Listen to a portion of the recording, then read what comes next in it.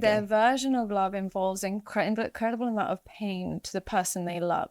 Now, if you co-sign that behavior, you are not demonstrating love, self-compassion. If someone cheats, they do not love the person and they are not capable of ever loving the person. Well, then if There you are plenty do of take people that... who, by the way, in many cases, if someone cheats on you, leaving is easier. Leaving is the easier way out. Staying and healing and doing the work with someone to get over it is the harder path. People don't take the easy pill of just leaving a lot of the time. And not just because they're desperate or because they're too weak. Sometimes they take the other road because they are brave and because they actually believe in the relationship and they love the person and they want to make it work. But love is not reciprocal is the key component, because if it was reciprocal, nobody would be doing something that would fundamentally destroy it. So just so I'm clear, your belief is that on the I think it's usually a sign that for anyone, men or women alike, that we're not truly putting our well-being first. We're not. We think the source of our worth is outside of us, and we see someone who looks like the kind of equivalent of a VIP nightclub or a VIP wait list, and there is an instinct. There is an instinct we all have. You walk past 10 restaurants and one of them's super busy and they say we can see you in 3 hours. There's an instinct that says that, maybe this is the one I want to eat at. You might have passed 10 places already, but the one with the 3-hour wait list, there's something about that makes us go, maybe we can hang around for 3 hours. Maybe it is that good. And the problem is that in love and dating, the people who make it feel like there's a 3-hour wait list or a 6-month wait list, or that they have all the options in the world, they give the impression of being the best meal in town. Interesting. But it doesn't necessarily add up. There's a lot of ways to create that illusion. I could not text you back for 3 days. And if you're the person who buys into the illusion that if I'm inconsistent with my communication, that must make me more valuable, then I can raise my value, not by being any more valuable in real terms, but simply by ignoring you for 3 days. It requires 0 calories for me to make myself more valuable in the eyes of someone who's chasing that kind of value. And so... or someone who might be wounded and needs that validation. Or is coming from that place of their model for love is that it is inconsistent, is that it has to be fought for tooth and nail, is that scraps is all you can really expect. And also, again, to talk about those feelings that we get in certain situations, if there's someone whose value we've started to raise in our minds because they've made themselves unavailable, which is a very common instinct. It's a very bad instinct, but it's a very common one, that someone's less available, so I start to attribute more value to them. Or if we attribute more value to them when they become unavailable, that we now get anxious because we really want to secure them because they're valuable.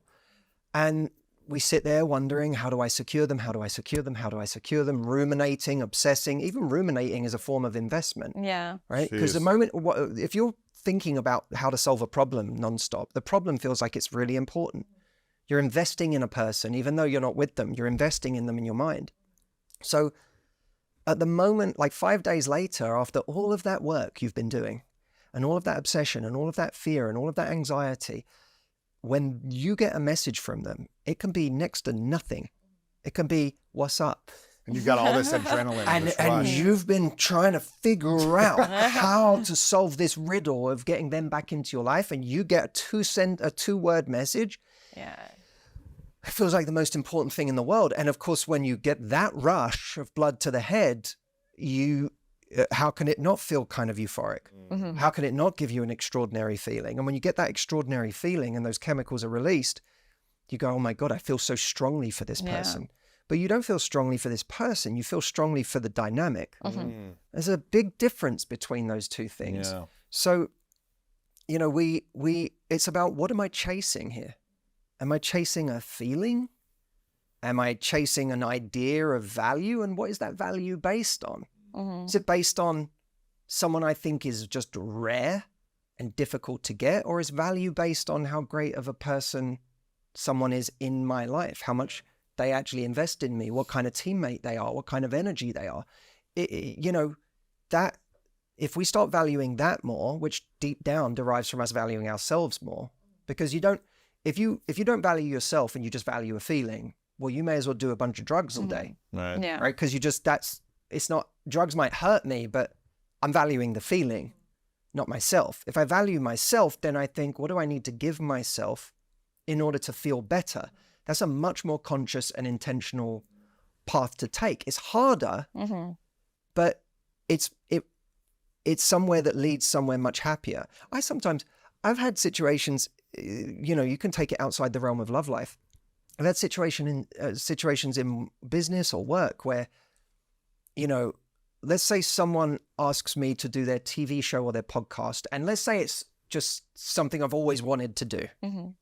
Like, I've always wanted to go on this show.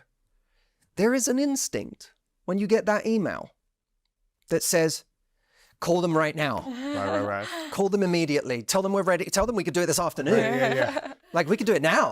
Because if they want, I'll get ready. Like, Yeah. I'm halfway across the world, but I'll fly there tomorrow. There's that instinct. And, if that opportunity goes away because you didn't do it tomorrow, there's a feeling in us that beats ourselves up and says, see, I blew it. But it was never yours. Yes. It was a fly-by-night, like, drive-by, superficial opportunity. If it can't wait a day for you to email back and a couple of weeks for you to book it in, then you have to decide what your relationship is with opportunities in general. Yeah. Like, do I want to have that relationship with an opportunity where the moment an opportunity comes through the door, I am that opportunity's hostage? Is that the relationship I want to have with opportunity in my life, whether it's opportunity in business, whether it's opportunity in love? And we have to make that decision. And I got to a point in my life, and it's not I never get like activated in that way, because something big can come through and I'll feel myself going to that place. But these days I'm like, what relationship do I want to have with opportunities in my life? Well, I'm never going to be the hostage to an opportunity. That's cool. So if it comes through and it happens organically through just normal communication at a normal cadence in a consistent way, and it happens, then wonderful. If it doesn't, then frankly, I don't want to know. Yeah. Interesting. Amazing. I wanted to follow up on emotional availability. And it seems like women used to be more in society emotionally available in, I guess, life, and wanting more relationship and emotionally available and needing more from a man. But I'm curious today, from both of your perspectives, who are more emotionally available today? Is it men or women? What do you think? I think it's tricky to answer because the men I work with, the majority of the time, they're actually looking for something stable and they can't seem to access it with the women in this day and age. And I don't know if what's happened is because hookup culture has made women immune to connection now. They're kind of used to men just coming and leaving and not calling them and not labeling it, that they've almost come into dating with that expectation. And when women lose the kind of driving force of the connection, men don't know how to lead emotional connection. So as a result, we've got endless broken relationships occurring. So I don't know if women are breaking their connection because they want to or because they've been conditioned to because of Tinder and Bumble, which has just created a bunch of people who haven't really got the skills to maintain long-lasting connections, all finding each other and then breaking up with each other, finding each other and breaking up with each other. I've had clients say to me, I met this beautiful girl, and when I met her and we hooked up, she was like, you can go now if you want. I know you want to go home. And he said, no, I want to get to know you. But she was so used to men being in that state with her that they've taken relationships and seen them as kind of vacations from their real world, and they'll go back to their real world once the weekend is over. So I think it's more society has conditioned people to not look for connection, and because men tend to place the acceleration of connection in the women's hands, and they're so used to it not being that direction, they've lost control of that, and it's now kind of fizzling out for both genders. Interesting. Do you feel like people actually want to be in a long-term relationship, a committed relationship, or do they want to just have the feeling of a relationship for a weekend and be able to have it with multiple people, but never fully go deep with people? It depends what she values in her life. In this day and age, you can be 22 up until 42. So you can still have vacations whenever you want. You can still kind of live an Instagram kind of lifestyle. You can still go out with your friends. There's no kind of shame in being a woman who's a bit older, not married, no kids. You can still enjoy your life. So if that's something, if she values independence and she values freedom, then she's not going to be looking for connection. She's going to place connection beneath what she values in life. And that's men and women. I would say that applies to both. But if somebody values and recognizes that their root of happiness is their relationships, and their true happiness comes from when they don't need external stimulation and they don't need vacations and they don't need all of this, they actually want someone that they can stay home and get bored and do nothing with. If that's what they value in life, it will depend on what they value, and what they value will depend on what they've experienced the most around them. So if they've experienced people showing them investment, they'll probably value connection more. But if they've experienced being somebody's short-term fling every weekend, they'll start to get immune to connection and invested in stimulation instead. Interesting. What have you noticed or seen around? I don't know. I find it hard to. For you,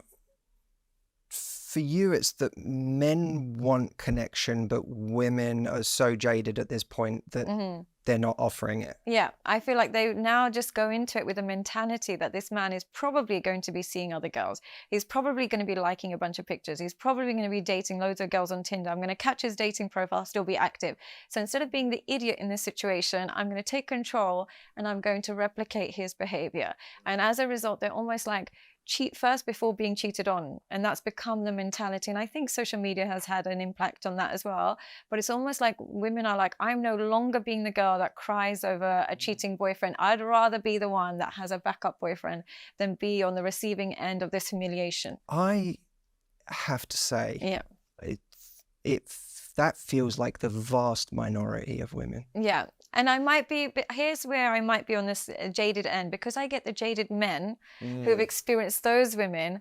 I probably lack access to the ones that are actually trying to just build a nice, healthy connection. It also feels like an interesting place to kind of pinpoint the issue, because I would say that even if what you said is true for the majority of women, which I think is the majority of women are actually quite the opposite of that the issue is, I would still circle back to the issue as one of male emotional unavailability. Okay.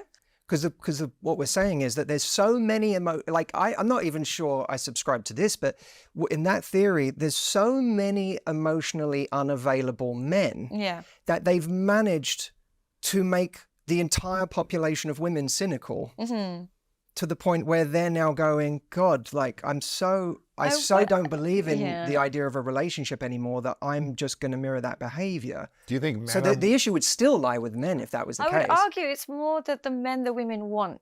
I would say that the tiny minority of men that most women want are the ones that, because of the alternatives and the options, they lack the investment.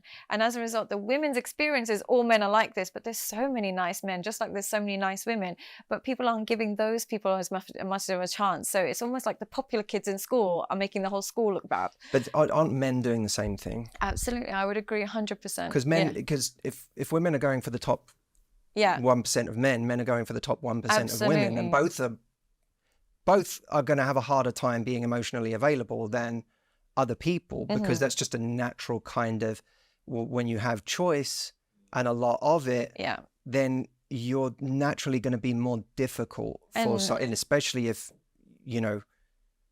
you have 90% of people chasing after you, that's going to be a harder place to be available. So I just don't know.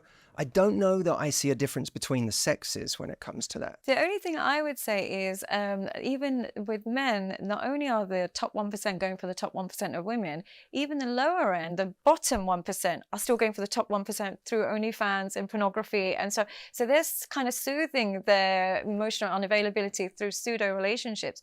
So it's almost like the mid-range is there, but they're usually spoken for. So women in the dating pool are either experienced the top 1% who have loads of options, or the real bottom that have very little options, but are so not used to human connection that they're a bit more addicted to pornography and video games. The And mid-range is more like they're already in committed relationships. they're the hard ones to find.